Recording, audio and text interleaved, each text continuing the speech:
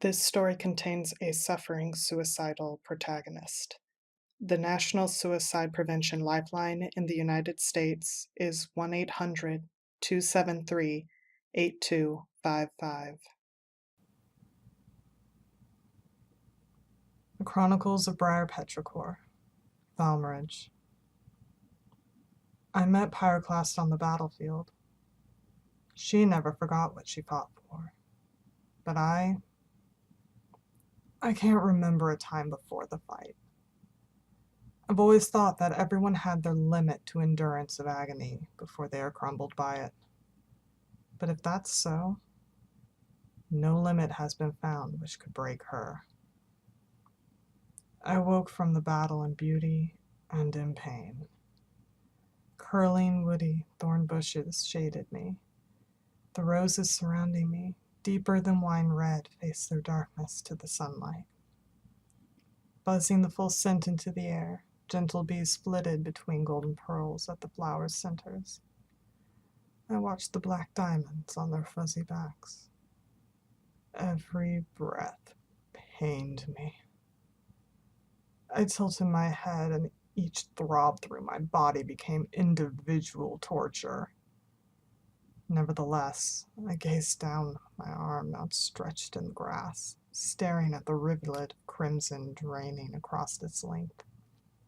My eyes gripped. I only tried to swallow back the pain, but it choked me and bubbled from the corner of my sputtering lips. To fight for so long, to not be sure that what I needed even existed. The idea of finding a way to stand back up in this pain, the strain of returning to the battlefield in exhaustion. After all the fights I had survived, after I had truthfully done more than enough, maybe I should let this one end me.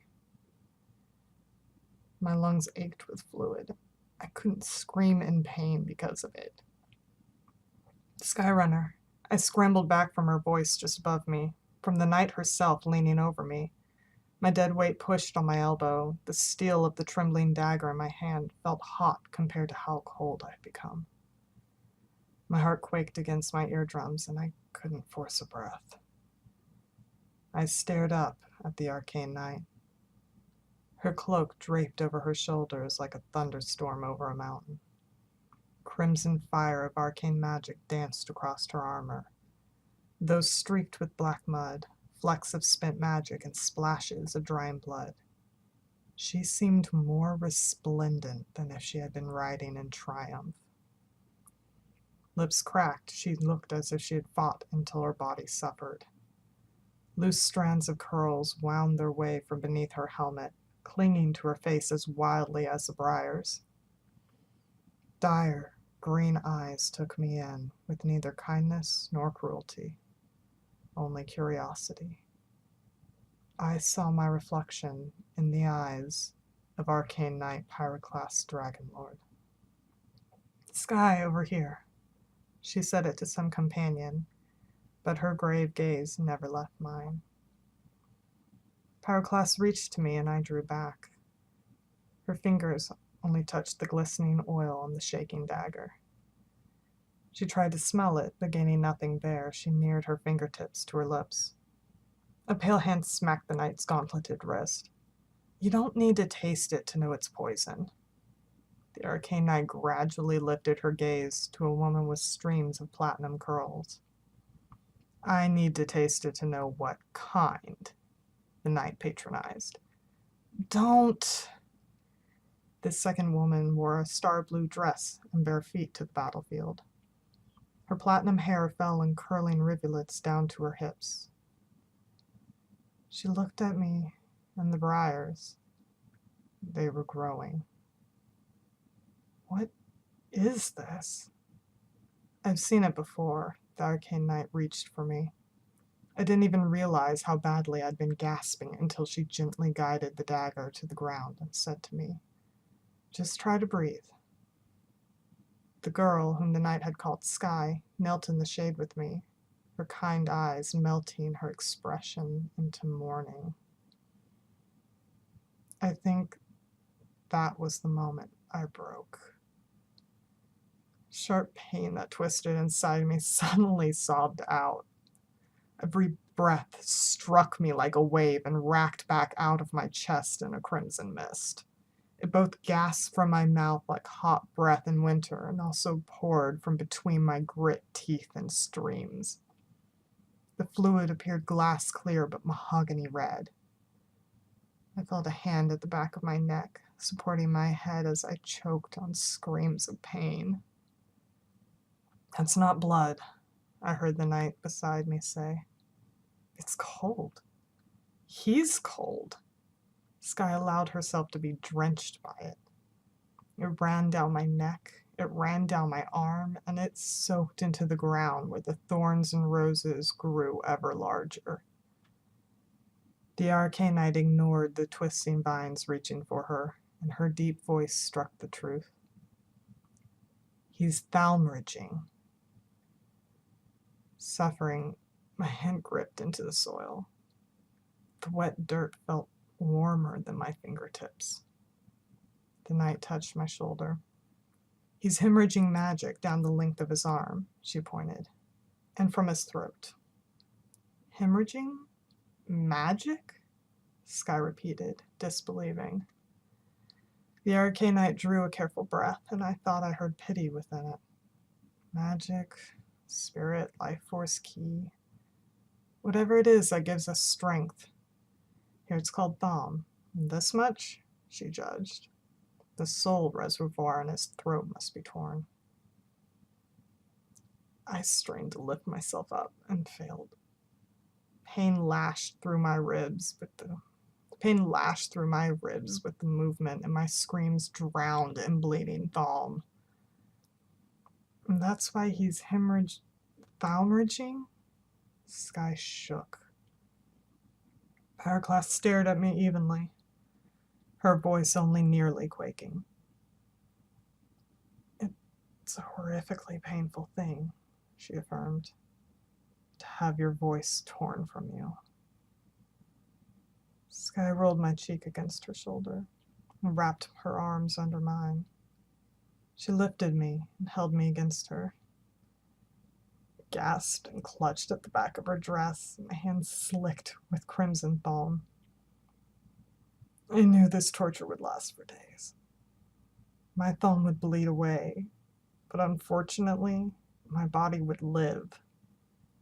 Without strength, I would become nothing but a husk without a soul.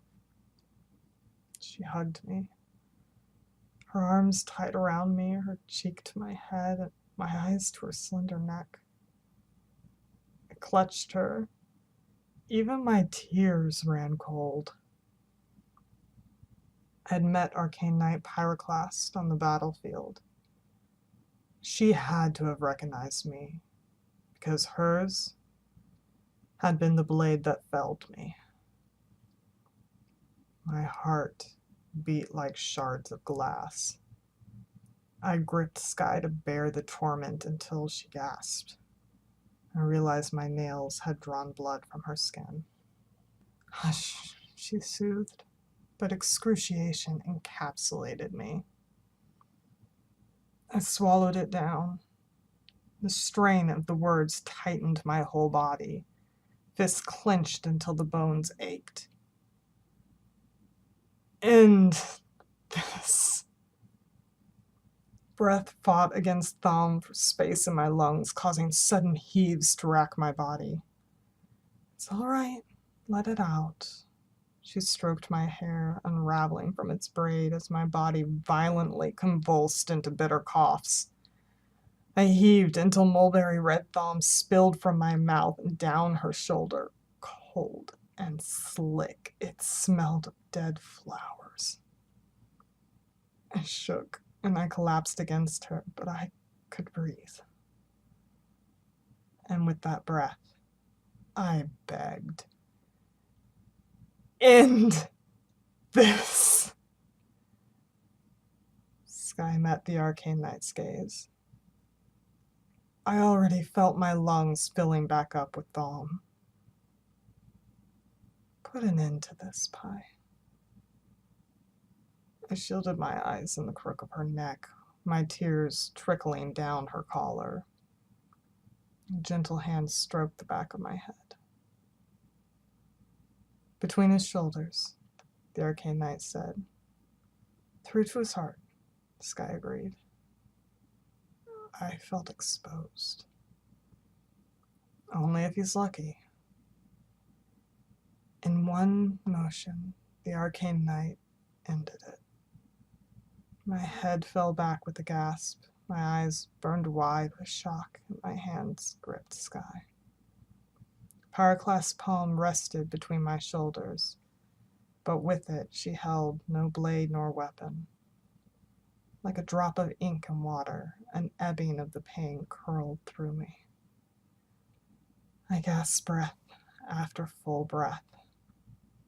My grip loosened and my hands fell to my sides. Exhaustion pulled my eyes into my lids and my head tilted further and further back. The torment evaporated from me, leaving me alive. I felt two sets of hands catch me as the world began to fall. The arcane knight's voice spoke deeply beside my ear. I placed a powerful healing thumb in between your shoulders. I put it there specifically so that you will forever remember to keep them straight and back. Always stand squared when looking shades of hell in the eye. I remember them laying me back into the soft grass grown from my own bleeding soul. Sleep cascaded over me.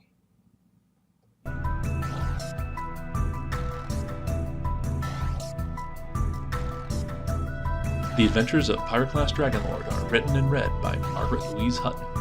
If you would like to donate Thaum to your local Thaum bank, No money. We need money. money to your local author bank, please visit our Patreon.